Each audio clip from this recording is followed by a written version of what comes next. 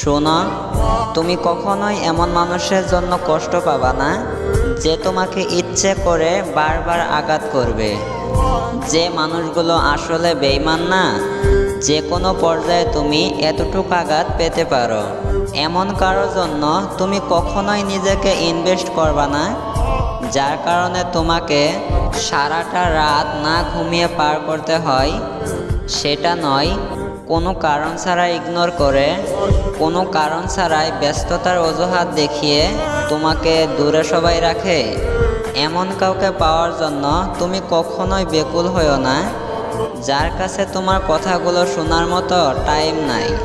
আরে যার কাছে কোনো ফিলিংসের মূল্য নাই, সে কেমনে বুঝবে তোমার ভালোবাসা।